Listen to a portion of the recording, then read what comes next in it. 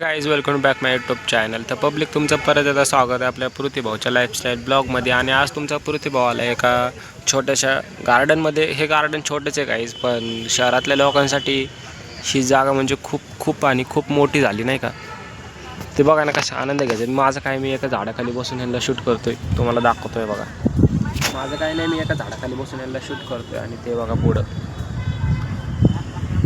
सुरुवातीला मला तर एवढं अजब वाटलं ना पब्लिक, कारण का मला असं वाटतं की हे लोकांना जर मी खेड्यापाड्यात घेऊन गेलो तर यांना किती आनंद होईल. मोठी जागा, मोकळी जागा पाहून नाही का. कारण का एवढ्याशा छोट्याशा जागेचा हे आनंद एवढा भयंकर लुटते. म्हणजे आता नाही म्हणलं तरी 6:27 झाली संध्याकाळचे. आणि संध्याकाळच्या टायमिंगला यांची काहीतरी वॉकिंग चालू आहे. हे बघा लेडीज, तिकडं फोटोशूट चालू आहे. ते बघा, तुम्हाला दाखवू का.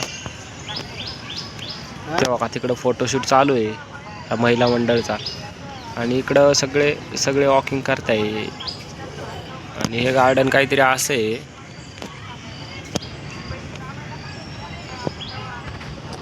गार्डन तर एकदम मस्त आहे बरं का पब्लिक, पण आपल्यासाठी नाही. आपण खेड्यातले लोक आहे, आपण कशाला जॉगिंग करताय. आणि त्या संदर्भात आपण पोलीस भरती करतो. आपण तर रोज 5 किलोमीटर पळतो, मग आपल्याला जॉगिंगची काय गरज आहे.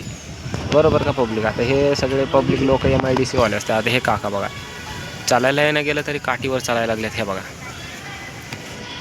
म्हणजे चालता येत नाही तरी पण काठी घेऊन चालायला लागलेत. का तर भैया शरीर प्रकृती चांगली राहिली पाहिजे, हे चांगलं राहिलं पाहिजे, ते चांगलं राहिलं पाहिजे.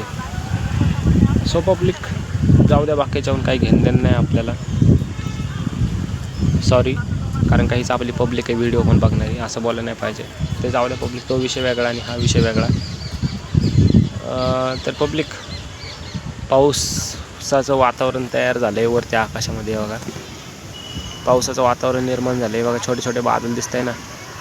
तर आपल्याला पृथ्वीभाऊला जायचं आहे मेसला जेवण करण्यासाठी. आणि आता खूप वेळ होतो आहे. तर आजचा छोटासा ब्लॉग 2च मिनटात ब्लॉग बनतो आहे. काही वेळ पण लागत नाही पब्लिक. किती छोटंसं काम असते ब्लॉग बनवायचं. आणि हे लोकांना काही जणांना एवढं देखील करणं नको वाटते. हे बघा, मी छाता घेतला आहे नवीनच, ऑरेंज. सो पब्लिक, आपला हा छाता ऑरेंज कंपनीचा.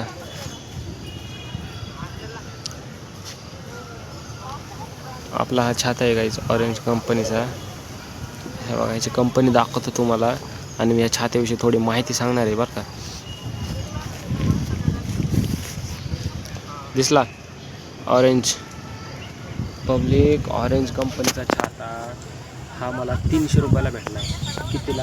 300 रुपयाला. ज्यावेळेस कसं असते माहिती आहे का पब्लिक, आता ते याच्यावर मला एक्झाम्पल देता येत नाही, कारण का ह्याचा दिवस आला ज्या दिवशी. आता तू का नाही गेली का तिथे? तुम्हाला एक गोष्ट सांगतो मी, एक लेटेस्ट एक्झाम्पल देतो, एक लेटेस्ट खतरनाक छाता.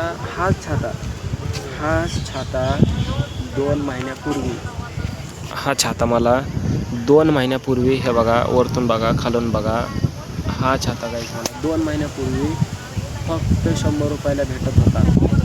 आणि 2 महिन्यानंतर ह्याची किंमत 300 रुपये झाली. म्हणजे 200 रुपये यांनी याची अवकात वाढवली. 200 रुपयांनी यांनी याची अवकात वाढवली. तर पब्लिक, मला फक्त एवढंच म्हणायचं आहे की तुम्ही स्टांब राहा आपल्या निर्णयावर. एक दिवस तुमची पण अवकात बदलेल, तुम्हाला पण किंमत येईल या छात्यासाठी. जसं की यानं ही वस्तू आहे म्हणून यानं 2च महिन्यात बनवली.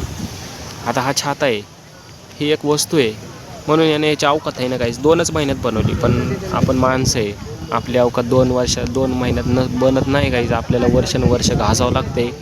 त्यावेळेस कुठं आपली 10 रुपयावरून अवकात हजारावर लाखावर जाते. त्यावेळेस कुठं घासून आपली अवकात हजारावरून लाखावर जाते. फक्त मला सांगायचा उद्देश एवढाच की हा छाता असून हा 2 महिन्यात त्याची अवकात बनवू शकतो आहे. म्हणजे 2 महिन्यापूर्वीची किंमत 100 रुपये होती, आता 300 रुपये झाली. म्हणजे यानं 200 रुपयाने याची अवकात बनवली. तर आपण एक माणसं आहे, आपण प्ले पण आज ना उद्या बनणारच आहे. कन्सिस्टन्सी ठेवा फक्त काहीच. आणि काय प्रॉब्लेम असेल तर विचारत जा. Thank you so much video short पण बघितल्याबद्दल धन्यवाद.